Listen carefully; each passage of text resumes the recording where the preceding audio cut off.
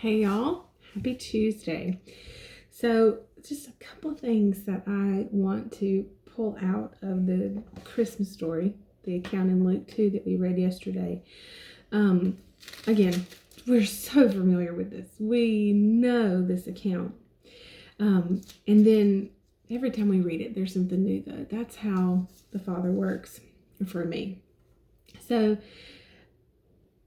Luke 2, verses 10 and 11. I'm going to talk about them from the Amplified from what we read, and then we're going to read them from the Passion Translation.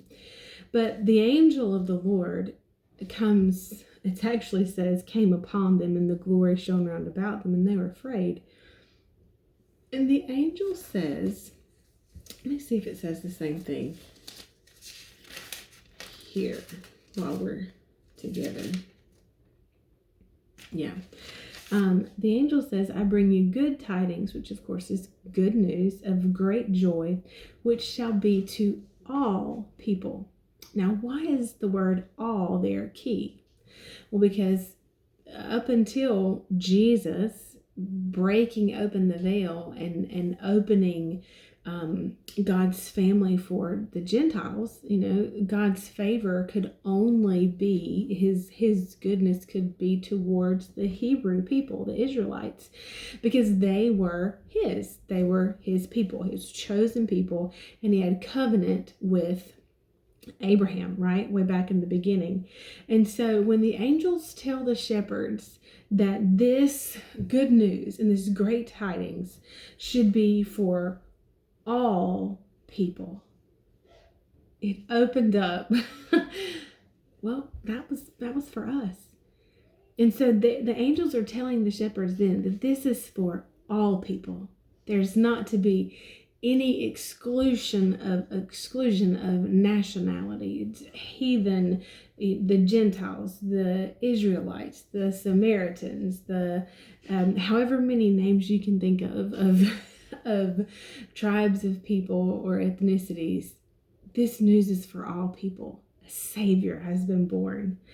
And that's what I wanted to read from the Passion Translation. So if we go to Luke 2, verse 11, 10 and 11 in there, the angels reassured them, saying, don't be afraid, for I have come to bring you good news, the most joyous news the world has ever heard, and it is for everyone, everywhere. For today in Bethlehem, listen to this, a rescuer has been born. A rescuer was born for you. He is the Lord Yahweh, the Messiah. Oh, a rescuer has been born.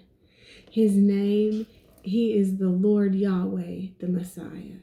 Oh, I love the wording in that. And that he is the Lord who took on flesh, who came as a baby.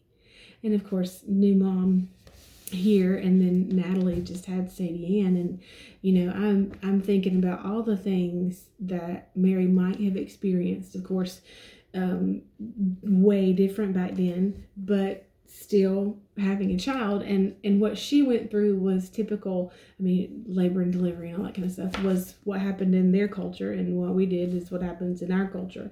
And though experiences are very different, you still, as a mother, experience all of it.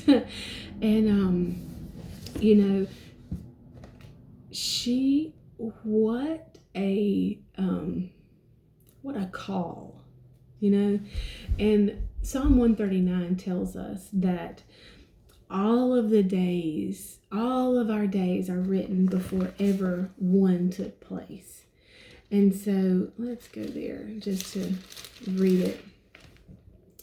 It says, verse 139, verse 15, my frame was not hidden from you when I was being formed in the secret and intricately and curiously wrought, as if embroidered with various colors in the depths of the earth.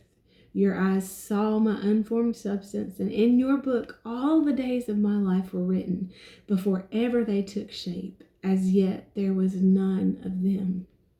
And so when Mary was created, she was created to bear the Son of God. And I've heard this, I've read this several times, and then Natalie, of course, had a baby girl, and so she was saying, you know, a baby girl is born with all of her eggs and all of that inside. I mean, it takes time to, do all of the things biologically it's supposed to do to get to where it's supposed to get. But a baby girl, a female, is born with all of that inside. So when Mary was being formed in her mother's womb, when God was knitting her together, the egg for Jesus was already there. Isn't that amazing? And Genesis tells us, of course, that it's the seed of the woman, right? And that was already there. God was putting that in her when he created her for such a time as was to come. Ooh, that's good stuff. We'll see you tomorrow. Bye, y'all.